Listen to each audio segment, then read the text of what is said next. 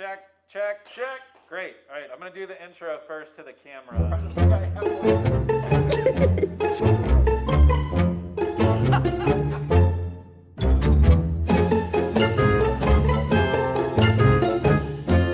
Hello and welcome to Megaphone Monday. I'm Mick Sullivan, the curator of guest experience at the Fraser and the host of this nonsense. We, at first, were doing this to be socially distant, but now we are yelling at each other through megaphones because it's fun. My guest today is Simon Miners. Hi, Simon. Hey, Vic, how's it going? Great, man, thanks. Tell us, what's your title? What's your position here at the Fraser? My title has an ampersand in it. Is ampersand an and sign? Yeah. You're this grammatical, king here. All right, my title is Communications ampersand Research Specialist. Okay, so pretend that I'm 4 years old and explain your job to me.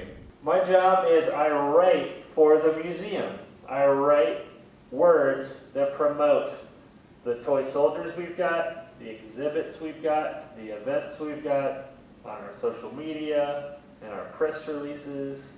I write the radio ads you hear on the radio in the car, all that stuff. Groovy. Hey, have you seen Bill and Ted's Excellent Adventure? I have. If you could go to the mall with anyone from the past, who would it be and what would you do?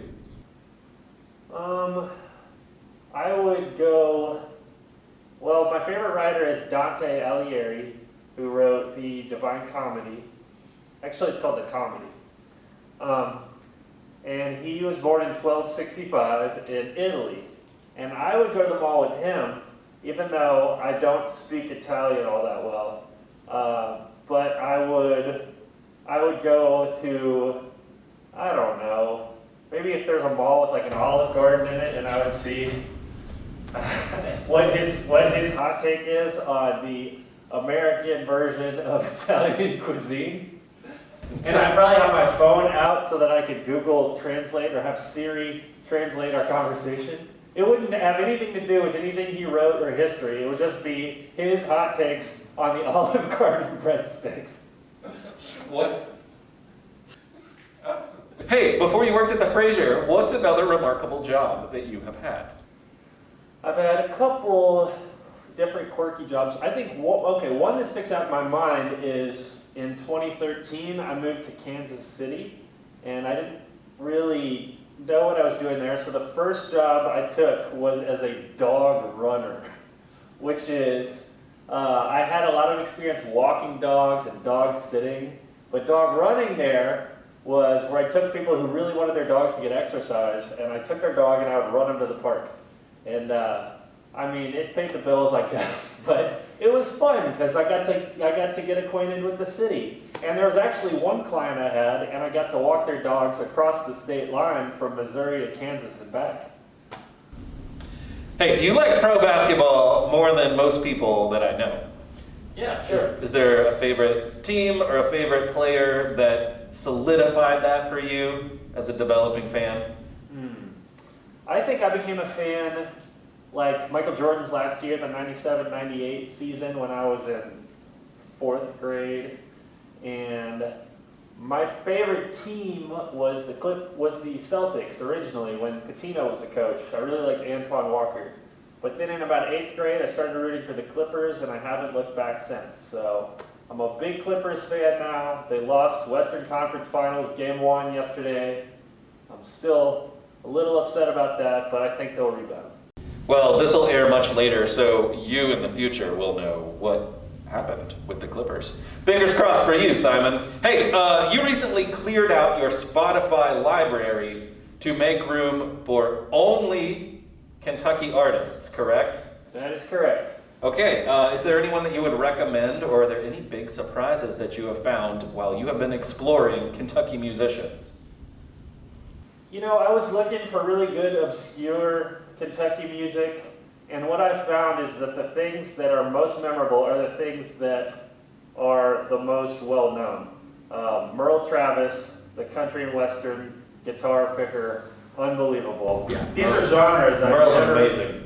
Yeah, and 16 Tons is like a working class, anthem.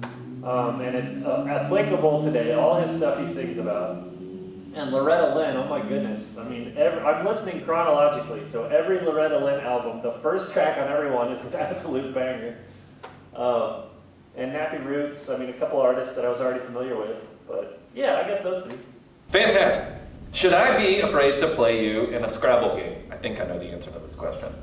You would think that I would be good at it, but I'm not. I don't have I can't remember ever winning at Scrabble. I haven't played a whole lot, but no, you should not be afraid. Okay, well, I might take you on someday. If I had 1 minute to see the Fraser Museum, what would you show me?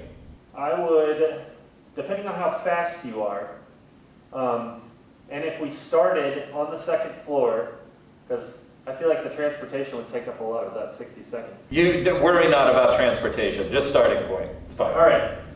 I would take you to the second floor. We would look at Mary Todd Lincoln's arrest warrant from 1870s. While we were there in the same case, I would gesture toward Geronimo's bow and quiver of arrows.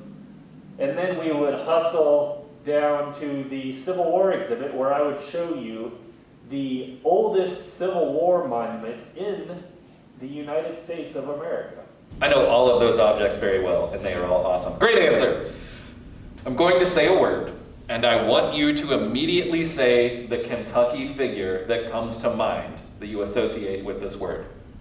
You ready? Sure. Tornado. Owsley Brown Fraser. Blazer. Oh, Denny Crum? That's where my mind went, yes. Yeah. Pickles.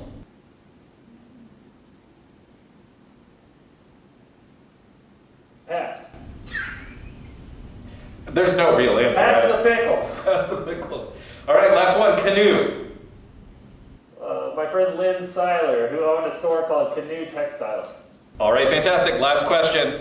Karaoke party at the Fraser. What are you going to sing? Yakko's World. What? Yakko's World.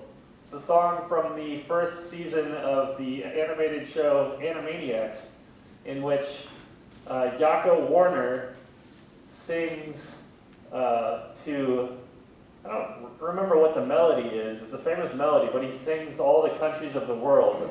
I think it was from like 93. I'm familiar. I've heard it now. Yeah. Yeah, that'd be great. Go ahead. You can go ahead and rehearse that, because we're going to set the party up soon. Thanks, Simon. Appreciate you being here for Megaphone Monday. Yeah, I enjoyed it.